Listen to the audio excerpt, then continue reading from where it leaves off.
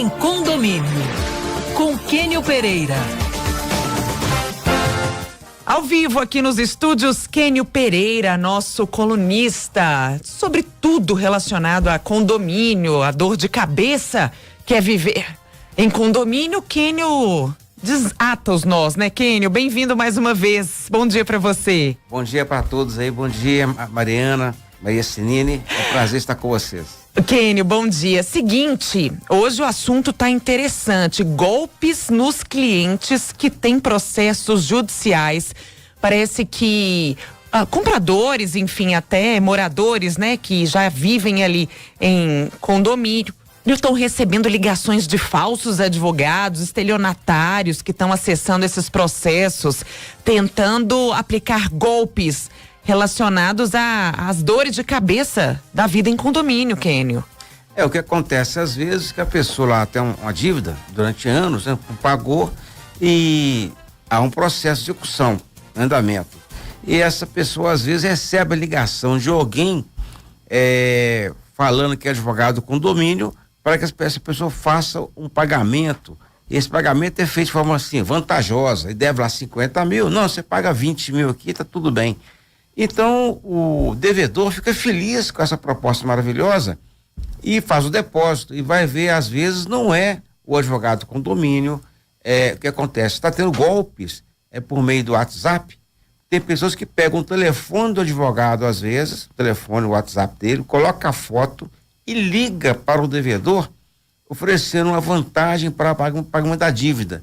E esses golpes estão se espalhando, então os advogados estão sendo vítimas dessa falsidade ideológica.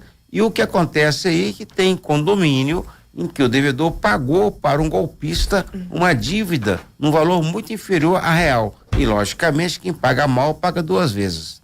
E, Quênio, na verdade, você, por exemplo, que está no ramo do direito condominial, já chegou para você, assim, mais de um relato desse tipo de golpe? Tem sido frequente isso ali na sua realidade, Quênio?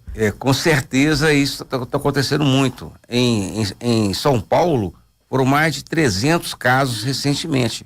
Então, o que está acontecendo é que o WhatsApp, esse hábito das pessoas não mais conversarem com o seu vizinho, ou com a pessoa, com o advogado, tudo por mensagem, tem facilitado.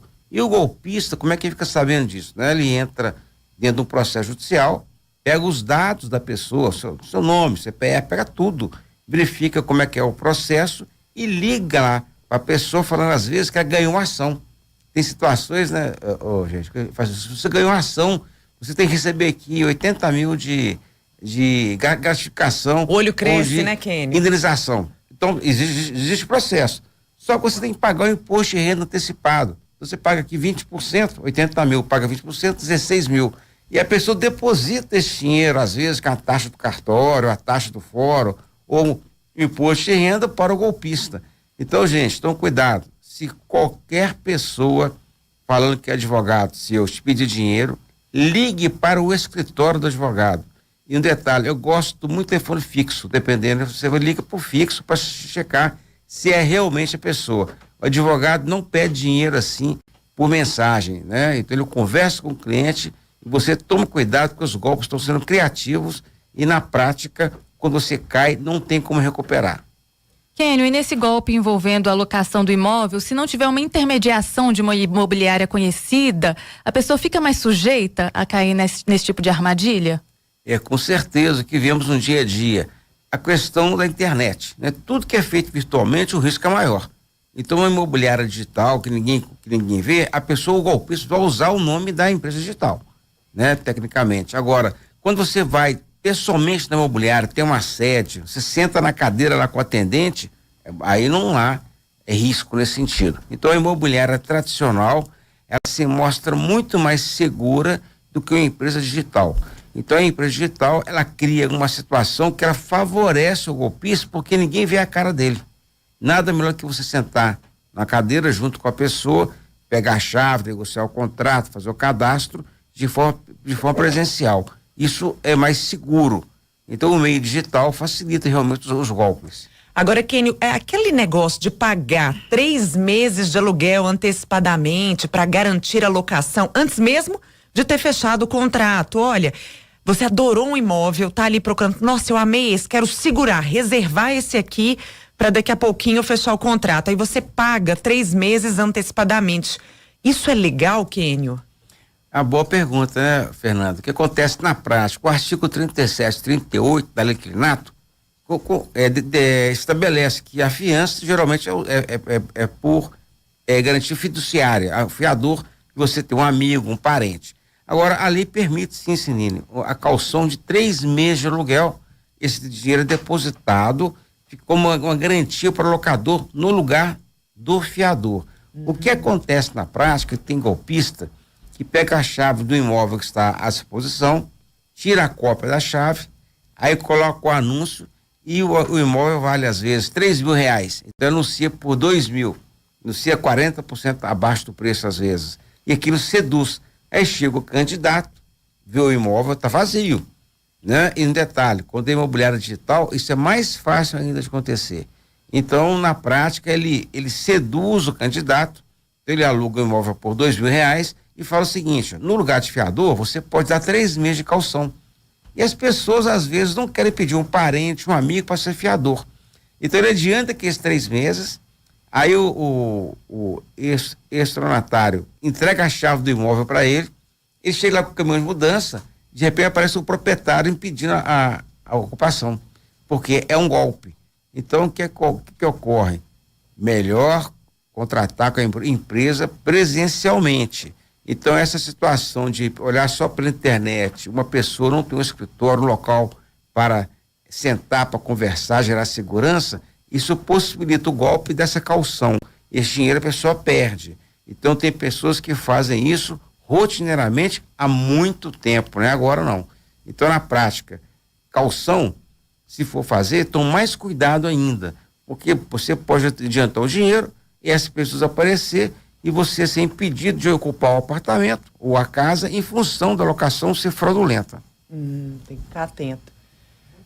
Ó, o Murilo chegando agora, daqui a pouquinho sentando com a gente. Olha, tem chegando aqui pra gente, tá chegando uma pergunta, o pessoal tá terminando de digitar aqui, relacionada a aluguel, Kênio. Seguinte, a pessoa, ela pagou 3 meses adiantado, mas esse dinheiro, ele não foi descontado depois, nas parcelas seguintes. Era como se a pessoa estivesse pagando de novo, 2 vezes. Isso pode ou não? Esse dinheiro depositado em caução, ele tem que ser descontado nos próximos meses ali do valor do aluguel? Não tem que ser descontado, é uma garantia. É tipo seguro-fiança também, você tem uma garantia. Então a pessoa faz o depósito, o aluguel é 2.000, depositou R$6.000, cabe ao proprietário imobiliário colocar na poupança. Esse dinheiro coloca na poupança, esse dinheiro rende os juros da poupança. E na prática, a pessoa recebe quando devolve o imóvel. Quando ela desocupar o apartamento, a casa, entregar nas mesmas condições que recebeu, aí ele vai receber o dinheiro no final. Então esse dinheiro não é descontado em hipótese alguma, é uma garantia que recebe de volta integralmente ao final da locação, depois de cumprir todas as obrigações contratuais. Então esse dinheiro não tem nada a ver com aluguel. Aluguel é uma coisa, esse calção, essa garantia é outra coisa, isso não aí. tem que ser descontado. Correto. Ô Kênio, tem mais uma pergunta aqui agora chegando em relação a rateio de gás. Fora um pouco do nosso assunto de hoje, mas o nosso ouvinte diz que uma vizinha produz marmita para fora, ou seja, o consumo de gás dela é maior que o dele, que mora sozinho. Mas na hora de dividir, o rateio está sendo feito de forma igual, né? Um prédio mais antigo. Como fazer nesse caso? Existe alguma solução legal ou paciência? É uma questão que a gente fica aqui 1 hora falando sobre isso. Porque é o seguinte, na prática, o ideal seria a construtora ter colocado medidor em cada apartamento. Só tem construtor não coloca isso para economizar. E às vezes nem há como colocar depois, porque a tubulação é feita junto com a construção do prédio. Então, se o gás é coletivo, igual a água, né, coletiva, cabe a todo mundo usar os apartamentos para finalidade residencial. Se a pessoa está fazendo uma indústria lá, né, fazendo igual tem uma lavanderia, né, gastando água em excesso, aí cabe o condomínio, né, cobrar da pessoa, impedir, ou os panáveis é pagar uma sobretaxa em relação a isso, porque esse uso é excessivo e logicamente o vizinho que tem uma residência, uma moradia normal, não pode ser penalizada patrocinando o negócio dela em relação ao consumo de gás. Essa atitude realmente é irregular. Ô Kênio, pra gente finalizar aqui nossa coluna de hoje, mais uma pergunta, agora chegando pelo nosso YouTube, a Tereza dizendo, olha, prezado Kênio, sobre eliminador de ar para condomínio, acredito que seja aquele que coloca ali na saída de água. Parece que é a Copasa que é a responsável pela avaliação ou instalação. Mas a Copasa já foi demandada e não aparece. Pode chamar um terceiro ou não? Tem que ser só a Copasa, Kênio? Infelizmente tem que ser só a Copasa. Agora esse eliminador de ar você compra na internet. Só tem um no mercado. Eu vou até falar que é a Aquabras. Esse é o único que existe, que é o único que a Copasa aceita instalar. Ele tem um laudo da UFMG, um laudo do INEP, então, Inmetro, quer dizer. Então, na prática, esse equipamento funciona, ele reduz a água em 20%, 30%. Coloquei no meu prédio, onde eu resido, a minha conta de água do edifício lá era R$8.000, que baixou para 5.000. Gente. Então, houve uma redução expressiva e a Copasa tem má vontade de instalar, porque reduz o lucro dela. Então, tá aí, ó, Tereza, o segredo, por que você não está conseguindo? Então, na prática, você tem que insistir, cobrar da Copasa de forma insistente para colocar assim, é direito seu, tem uma lei municipal, tem lei estadual que determina o dever da Copasa colocar o eliminador de ar. É muito barato. Compra na internet, eles entregam na sua casa e você pede para a Copasa colocar, é para insistir. A Copasa sabota 3, 4, 5 meses para não colocar porque ela não quer perder dinheiro. A Copasa vende ar como se fosse água. Isso é em qualquer lugar do mundo, tá? Todo cano no mundo tem ar. Isso é normal. Tá certo, Kênio. Obrigada pela sua visita ao vivo aqui com a gente. A gente adora, um monte de ouvinte participando. Depois te mando as perguntas aí na próxima rodada. A gente responde aqui ao vivo. Obrigada, Kênio. Bom dia para você. Bom dia para todos.